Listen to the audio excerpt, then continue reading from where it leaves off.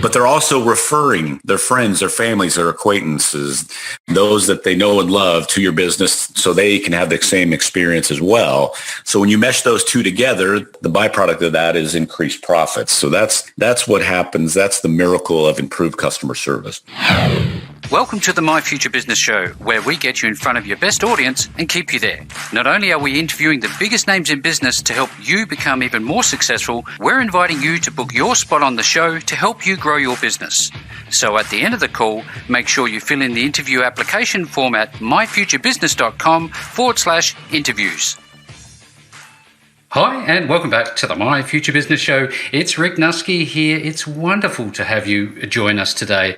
On today's show, we're going to be talking with the wonderful Dr. Kelly Henry about his new book, Define and Deliver Exceptional Customer Service, and how you can use it in your business to not only grow it, but push up the bottom line revenue in your business. With all that being said, welcome to the show, Dr. Henry. Thank you, Rick. I greatly appreciate the opportunity. You and I were just talking about this slightly offline and how it links into, I guess, the wider quality ethos that people can use throughout their business. But before we jump into the nuts and bolts of the call, as well as your wonderful book, I'd love to learn about you. Where you're located is probably a really great place to start. Yeah, I would agree with that. So I live in the Dallas, Texas area in the United States. Fantastic. I'm a chiropractor. I practiced for 20 years in New Mexico, actually, near where my wife was from. And I built a couple of very successful clinics up on the foundation of exceptional customer service and providing our patients with that value, with that great customer service. And 2018, I sold off my clinics, and I had been impacted for many years by coaches and consultants that helped me personally and with my businesses. And I knew the impact of great customer service. So in 2018, when I sold out, I just meshed the two together that I wanted to coach and have an impact on people. And I wanted to do it by helping them with with improving their customer service. So here I am. Absolutely. That's fantastic. There's always a synergy between business and delivering customer service. And for everybody's on the call today, don't worry. We're going to explain from, a ground up level what this means to you and how you can implement it in your business. But before we go on, I'd love to learn about whether or not you have any recreational pursuits. What do you like to do with yourself in the pastime? I'm a golfer. Fantastic. Are you good or are you a hacker? I'm a golfer, so I'm getting better. I had actually put golfing on hiatus for probably about 10 years as my kids were growing up and playing sports and doing different things. And my youngest is a senior in high school now, and so I decided last summer that it was time to get a hobby. So I picked golf back up, and I've thoroughly enjoyed it. I've had lessons, so I have had some steady improvement this time. So it's made it much more enjoyable for me. Well, that makes good sense, because you can apply, sports as an analogy for continual improvement. I think that's one arm of the conversation we can have today. Do you mind if I could refer to you as Kelly? Is that okay? Please do. Fantastic. All right, Kelly. Now, if you are a business and starting out and you've never heard of this idea of customer service, what does it mean? That's a great question. My quick definition of it is customer focus, having and providing exceptional customer service is having a relentless focus on the customer, the patient, the client, whatever term you put there, and making that person feel their best anytime they are interacting with your business. The focus is on them and putting them first. So that's the key point there. And that goes every time, every interaction, every day, every employee. The consistency is the key with that. But it's that focus on making the customer feel their best. Yeah, fantastic. Thank you for sharing. Now, going back to your businesses, your chiropractic businesses, you essentially had a number of them. When did you recognize the power of delivering good customer service? Well, it was fairly early on, and I backed into even providing these principles and even having a focus on providing great customer service. When I first moved to the area in New Mexico where I practiced, it was a smaller community, still is a small community. Many of the businesses have been there for years. Not a lot of competition for a lot of these businesses. And when we started having to deal with these businesses, customer service wasn't necessarily part of what they needed to provide, or good customer service. And that really bothered me. I hated being treated like I was an inconvenience and like they could care less that I was there, just pay my money and get out of the store. Yeah. And it wasn't all the businesses, but there were several. And so I just made a conscious decision that, you know what, in my clinics, we're going to treat our customers differently. We're going to treat them and make them feel special and important and valued. Like we care that, they're doing business with us. Yeah. And, we did that, and the effects were immediately in that my patients were like, hey, we love coming in here. We just love how you treat us. And obviously that piqued my interest, and I started studying it more and implementing different ideas and different principles and trial and error. And that set me on this 20 plus year journey of what great customer service is.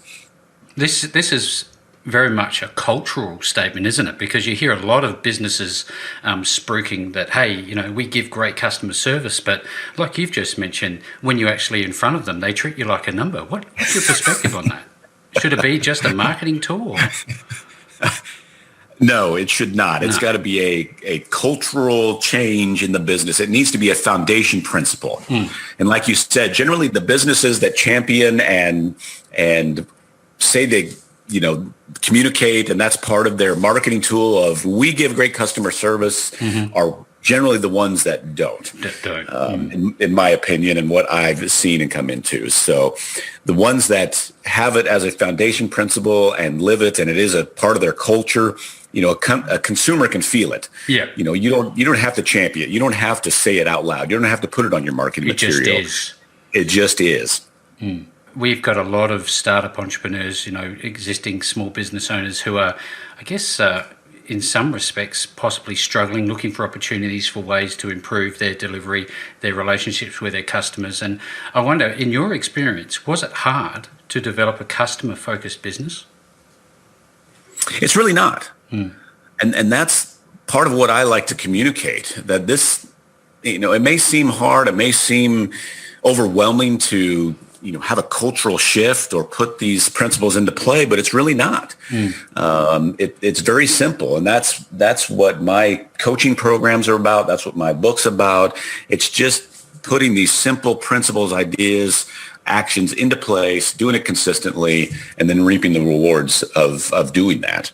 The experience that you're delivering your customers and your clients and your patients, putting that to the side, how does delivering good customer service help grow your business? Well, the stat I love to use, and this comes from a study from Harvard Business School. And what they did is they studied several businesses, and they found out that if a business will work to raise their retention rate, their customer retention rate by a measly 5%, so just 5%, it can lead to an increase in profits by 25 to 95%. So this isn't something I've come up with. This is not a stat that I'm just pulling out of the air. You can look this up. Yeah. And that's my goal and focus with my coaching, my consulting, and working with clients is to raise their retention rate by just 5%. And we do that by providing a better level of customer service.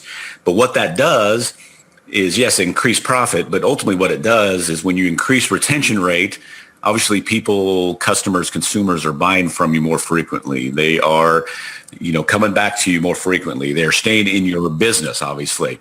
But they're also referring their friends, their families, their acquaintances, those that they know and love to your business so they can have the same experience as well. So when you mesh those two together, obviously that the byproduct of that is increased profits. So that's what happens. That's the miracle of improved customer service.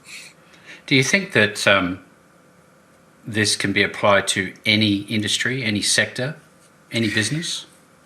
I really feel it does. My coaching and my consulting, we really focus on service-based industries across the board. So I really feel like these baseline procedures and principles will tie into almost, I won't go 100%, but almost every industry. Yeah, especially the service-based. Sure. From a, I guess, mechanical perspective, Kelly, when somebody's starting out, do they add this commitment, if you like, to delivering great customer service experience into their business mission, their objectives? What are the steps in that regard? I would highly, highly recommend that for new entrepreneurs, somebody starting out. Yes, make this part of your, like we've mentioned before, a culture, a foundation of what your business is being built upon. And some of the biggest companies in the world have done just that. Amazon, Disney, several other companies, they started off by focusing on their customer service and built upon it. That's never changed. As big as they've got, they've never wavered from that. So what I like, especially new business owners and entrepreneurs and those just starting out to realize is when you provide great customer service, it's going to enhance all the other aspects of your business. Mm-hmm. So it's not just a piece of your business. No, it's that foundation that everything else is built upon. So it'll enhance everything else you're doing, which obviously should make you more successful.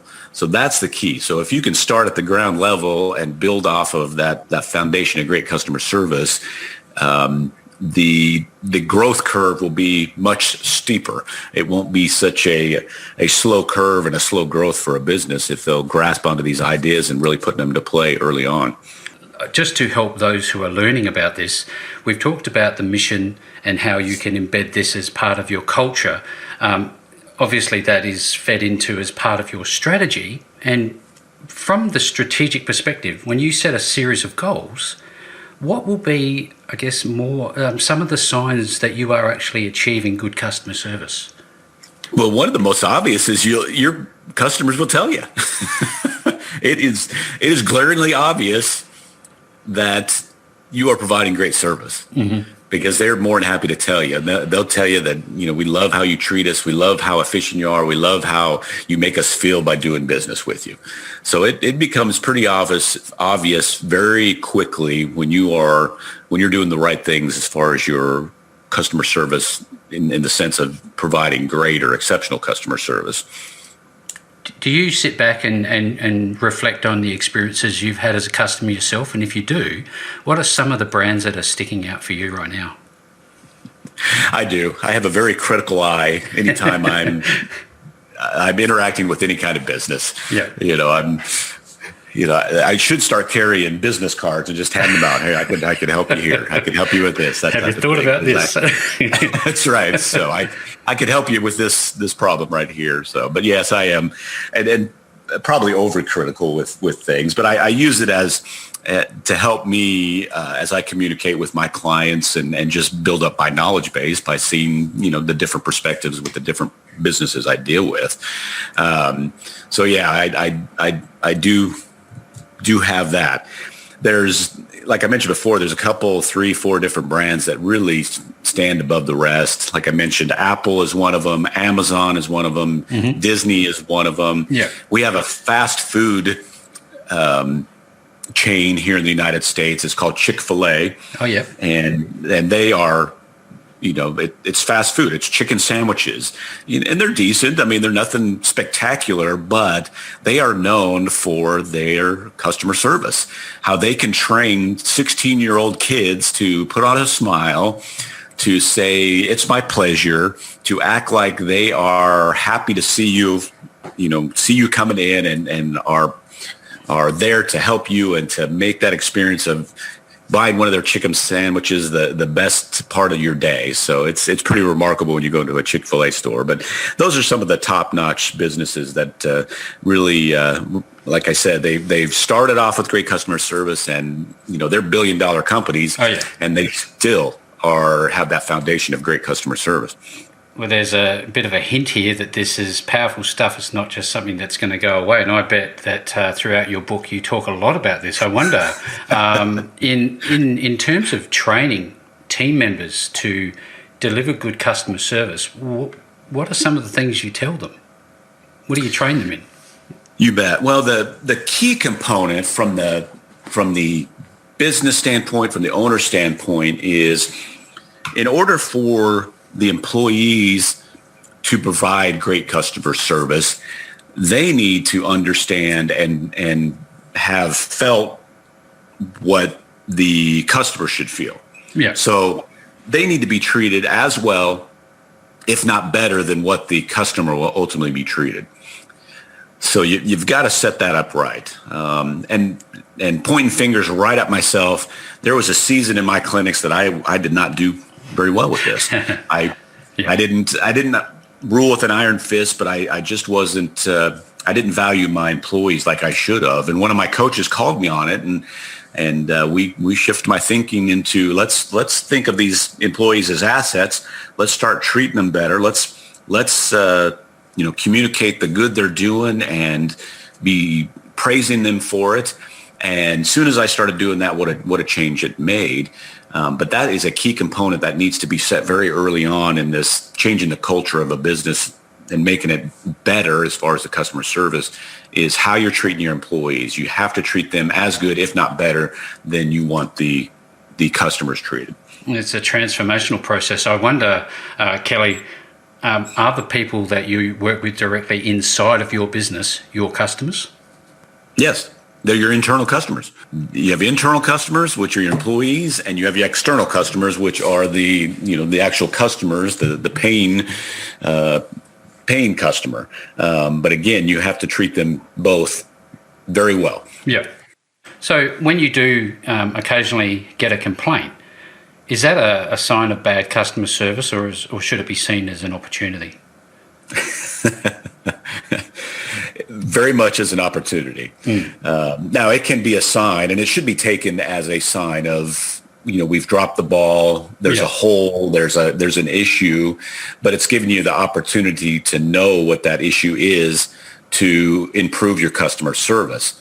From the standpoint of when I was in business, it hurts when somebody complains about your business. Yeah. When somebody has a negative thought or concern, but the key is to not let it be an issue or play the blame game or not take it seriously.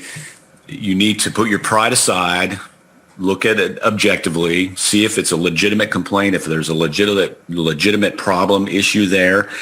And then if you're truly wanting to provide great customer service, fill in that gap, fill in that hole that may be there to improve. Because I guarantee that one person that complained, unless it's completely out of the blue and unwarranted, that there is many others that have that same complaint, they just won't voice it.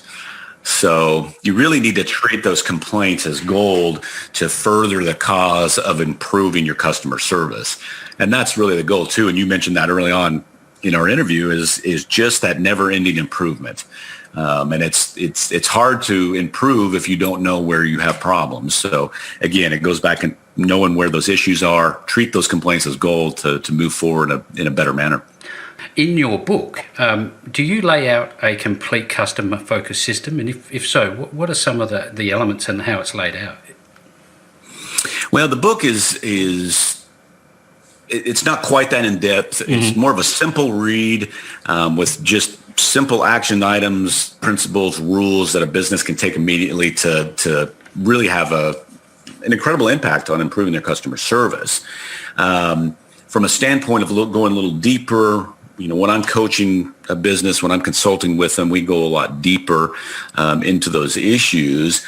And what I really break things down into is I look at what a customer actually wants. Yeah. And they really don't want a whole lot from a business. They want to be valued. They want to be recognized. They want to feel important for exchanging money for the service, the product, whatever the action may be there. So they want to be valued in that. They would like your business to be fairly efficient and convenient for them to work with and do business with. And they also want to have a business acknowledge if there's a problem and handle it in a correct manner. Mm-hmm. That is satisfactory to the customer, not satisfactory to the business. So those three things are huge. Now, there's several layers with all three of those, but again, like I mentioned earlier, let's not make this hard. let's use the 80-20 rule. Let's look at the 20% of things that really have the greatest impact and will create the greatest impact and income and impact on the customer, and not worry about the thousands of things you could. Let's just be really good at the basics, if you will, and that creates phenomenal results. That's sage insight, because oftentimes I've seen businesses talk about this as if it needs to be complex and structured, and they get lost in the minutiae, don't they? Exactly, and that's the problem. It becomes overwhelming, and when you're overwhelmed, you stop. You don't move forward with it, and then ultimately it's a failure. There's a time for policy, which is essentially more often than not just a one-page thing that's put on a wall, and then there's time for a process, a procedure, standard operating procedure, if you like. In your business in the past, how far did you go with that? Well, it depended on the situation. Coming from the medical field, there was certain things that we could not sway on. They had to be just walk the line and very procedural. Because of liability issues. So, and any business has some of that. So we had to be very careful with that. From a process standpoint, every patient's different. Every situation, there's similarities, but there's differences from attitude or how the patient approaches or the customer approaches or the attitude of the customer service rep or the employee, those type of things. So I don't like to script out. I just like to give the process and then let the business owner, the employee dictate from there. But if they understand the concept of I'm here to make that customer feel important and be the best part of their day, then that thought, that principle, those ideas will dictate generally what they're going to do, and they should be doing things in a positive manner. Absolutely. I always stop and think to myself, it'd be wonderful to write a book. Was it a difficult process for you? Yes and no. I am not a writer by nature. It's nothing that, from a young age, I just never enjoyed writing essays, writing anything basically. So I tried to shy away from it, but I've always had the idea of writing a book, and that was on my bucket list. That just being disciplined enough to sit down and write was the hardest component. Fortunately, I have a ton of material, and the issue there was really narrowing down what I wanted in the book, as opposed to trying to conjure up more materials. So my publisher was very astute, and so he set me up on a plan at the beginning that my goal every day was to write 1,000 words for 30 days straight. 1,000 words, that was the goal. And most often I would write 1,200, 1,500, 2,000 words a day once I got in the flow of things. But after 30 days, I basically had the bulk of the book written. So that made it a lot easier too. What was that? What was the feeling that you can recall the moment that it was finally published and you had a copy in your hand? Pretty remarkable, to be honest with you. So, a lot of steps along the way. There's a copy sitting right behind me on my file cabinet. So, and I'll be honest, I stare at it regularly and admire it. So it was a big accomplishment. But more important than that, I try to, yes, it was a big accomplishment for me and taking the steps. But more importantly, I just want it to be a tool that a business owner can learn from and help them out. That's the bigger picture with it. And I hope to some degree that it accomplishes that. I get the feeling that there's more inside of you. There's another book. Do you have any plans?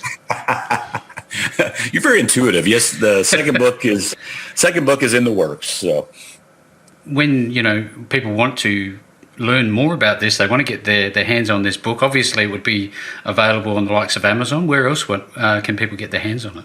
Really, anywhere you can find a book. Yeah. Kindle, all the platforms. And I have the hard copy, the paperback copy, digital copies. So for those of you who like it on your digital devices, and then soon to come an Audible version.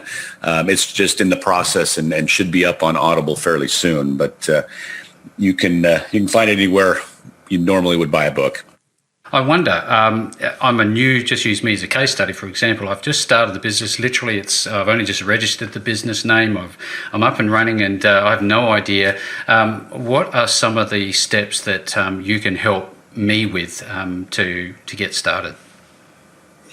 Well, one is just finding exactly where you're at and your knowledge of customer service or what you're wanting for your business. And all of my programs are one-on-one coaching, one-on-one consulting, because I want to know, what the business owner, what the business leader, what the manager is thinking, so we can dictate per their business and their thoughts and their feelings and those type of things. So I just like that personal touch. I thrived when I was coached, and that's what always helped me the most.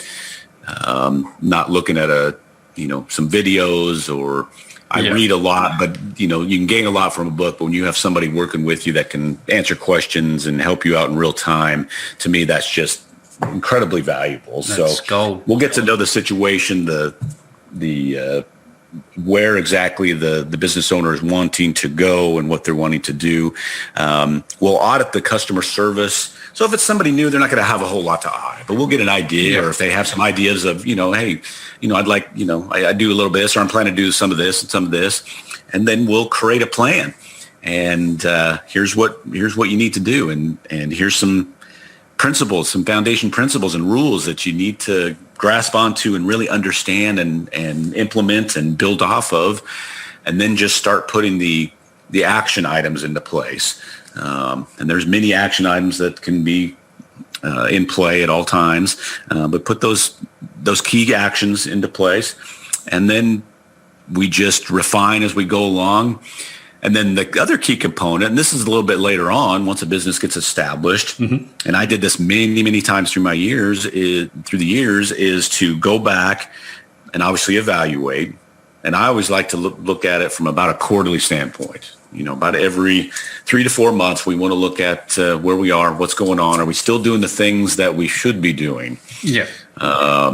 As a business grows, sometimes we lose track of what got us to a point where we're growing and starting to make us successful. And we shift from being service-minded more into sales-minded. And as that creeps in and the service goes down, generally the sales go down with it. And a lot of times business owners won't connect the two. So it's important to step back. Hey, are we still doing these things? Are we still doing this, and this?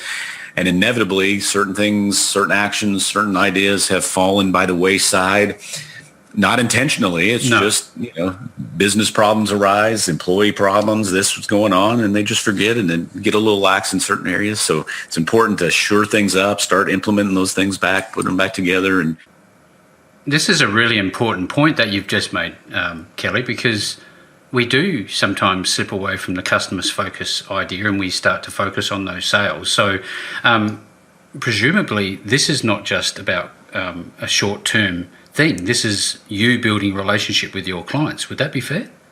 Absolutely. It's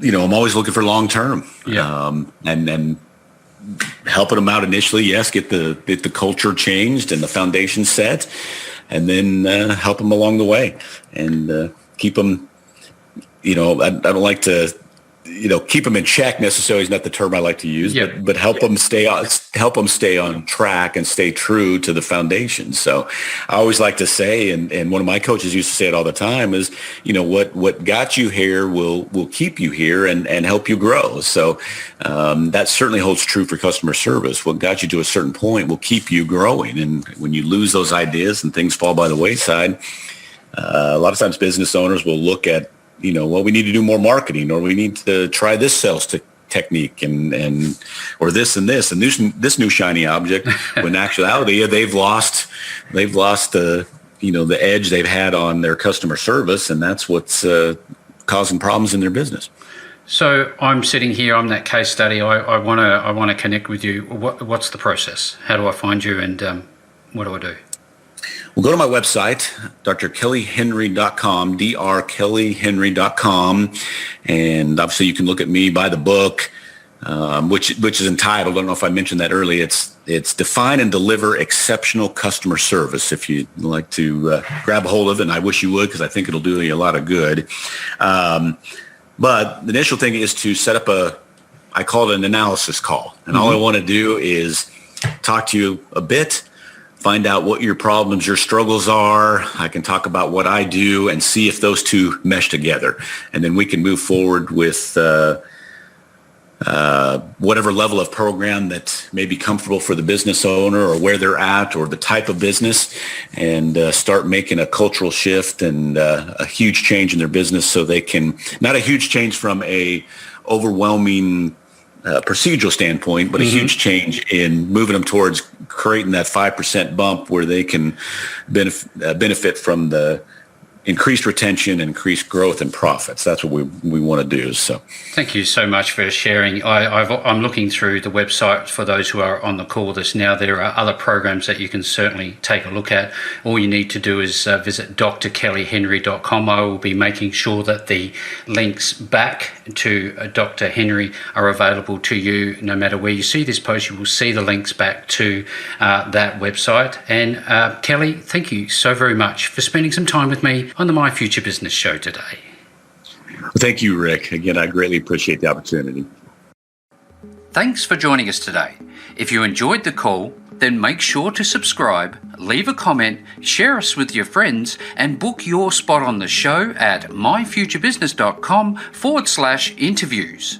And if you're looking for solutions that will help grow your business, then visit myfuturebusiness.com/shop.